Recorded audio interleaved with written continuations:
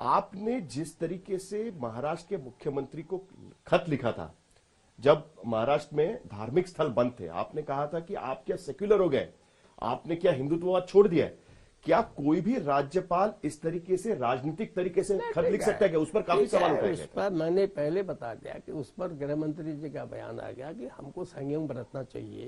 ये बयान ऊपर से आ चुका है, तो मुझे लगता है कि जब गृह मंत्री ने कह दिया एक बयान, उसके बाद हमारा बोलने का तो कुछ रह नहीं जाता। कहा जाता है कि खत आपका था लेकिन शब्द किसी और के थे। जब जो भी है, नहीं शब्द किसी का नहीं, ये भगत सिंह के जो आपने बोला वो आपने ही बोला, जो मैंने बोला होगा किसी कारण से बोला होगा, तो वो हो सकता है उस समय के लिए समीचीन न हो, और इसलिए बजाय मेरे स्वयं गृह मंत्री का बयान आ गया कि थोड़ा संयम रखना चाहिए। ओके, ठीक है। आपको खेद है कि वैसा लेटर लिखने का, इस तरीके से लेटर देखिए, जहाँ एक बड़े व्यक्ति ने कह दिया संयम बरतना चाहिए, खत्म हो गई बात, आगे बोलो।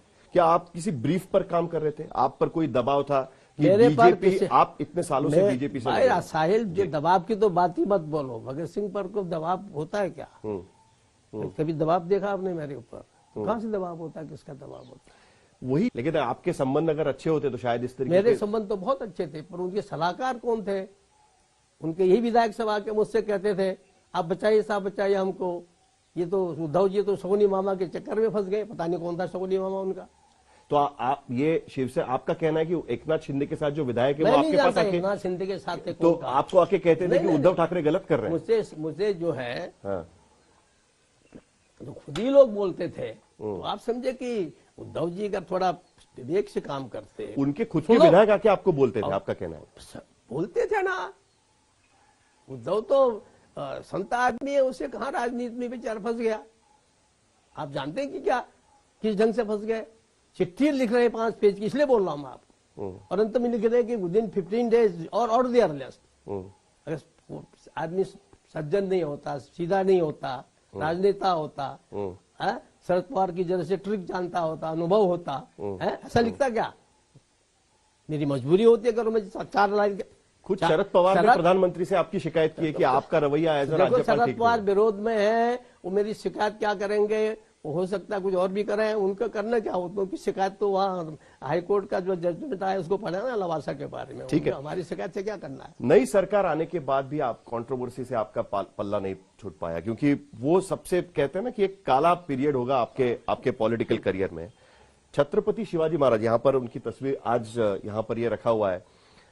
छत्रपति शिवाजी महाराज को लेकर आपके बयान हमेशा कंट्रोवर्सी में रहे, और विपक्ष ने तो वो मुद्दा उठा ही लिया।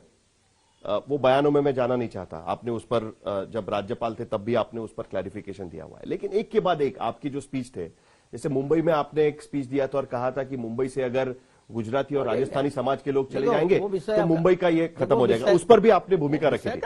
सवाल मेरा यह है कि उसके बाद तब वक्त ऐसा आया कि एक वक्त था जब भारतीय जनता पार्टी भगत सिंह कोश्यारी के पीछे खड़ी रहती थी। अगर भगत सिंह कोश्यारी के खिलाफ कांग्रेस, एनसीपी, शिवसेना लामबंद हो रही है तो बीजेपी आपके साथ में खड़ी होती थी।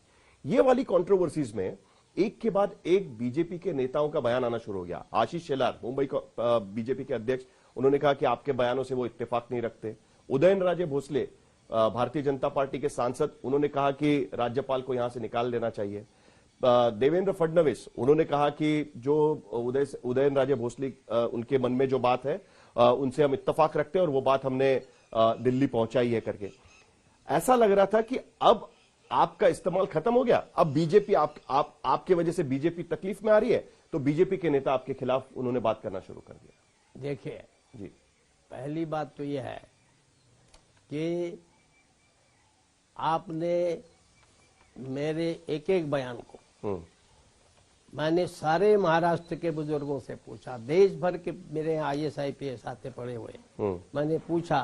जैसे मैंने बचपन में पढ़ा था कि समर्थ रामदास उनके गुरु थे, आपने भी पढ़ा, सबने कहा, हमने नहीं पढ़ा। लेकिन जो पहले दिन बयान आया तो मैंने अगले दिन बयान दे दिया कि हमारे केवल महाराष्ट्र के नहीं, हमारे राष्ट्र के हमारे जो है प्रेरणा स्रोत है ना। और यदि किसी का कोई कहता है कि ये सही नहीं है तो मैंने कहा मेरा ज्ञान वर्धन करा दें, क्या दिक्कत है? कोई मैं परफेक्ट हूँ क्या? मैंने बचपन में वही पढ़ा, सारे लोगों ने वही पढ़ा।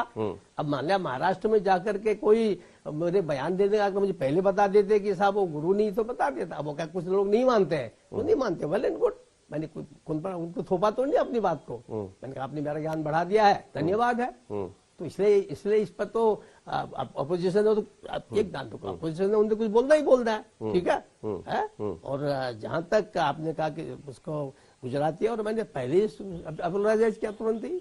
That was the only match statement जो अतिरेक में हो गया। अब उसी समय मैंने कहा कि नहीं, ये नहीं है, क्योंकि मैं उसका अगला पार्ट मुझे और बोलना था, मुझे बोल नहीं पाया मैं। आपको नहीं लगता कि उसके वजह से उनको लग रहा था कि अब हमारे लिए, क्योंकि भाजपा के साथ भगत सिंह कोश्यारी का नाम जुड़ चुका है, अब ऐसे में आपकी वजह से उनको दिक्कत आना शुरू हो जाएगा, इसके लिए बेटर है कि आप यहां से जाइए। मेरी बात सुनो जी, न तो कोई मुझे वहां से भेज रहा था, न मुझे किसी ने वहां से भेजना था, ठीक है नहीं। और मैंने, अगर आप जब प्रधानमंत्री जी उद्घाटन करने आए थे जी, हमारे राजभवन का, तब भी कहा था कि मैं इच्छुक नहीं था। ये आपका स्नेह और प्रेम और विश्वास था कि इसके लिए मैं महाराष्ट्र आया हूँ। तो इसलिए महाराष्ट्र जाने न जाने वो तो बात ही अलग है। और एक दो उन्हें कोई बयान दिया, ठीक है, उनका व्यक्तिगत मत है। बिल्कुल बिल्कुल करने चाहिए। आपके लिए बहुत बहुत शुभकामनाएं कि अगला आपका जो काम होगा वो राजनीति से परे, आपने जैसे कहा कि सोशल वर्क की तरह आपको काम करना है, तो इसके लिए आपको बहुत बहुत शुभकामनाएं। आपने आज हमसे बात की, आप जितना बोल सकते थे उतना आपने बोलने की कोशिश की, इसके लिए आपका बहुत बहुत शुक्रिया सर। दोबारा आप महाराष्ट्र में आएंगे तो दोबारा आपसे मुलाकात होगी। चलिए, बहुत बहुत धन्यवाद।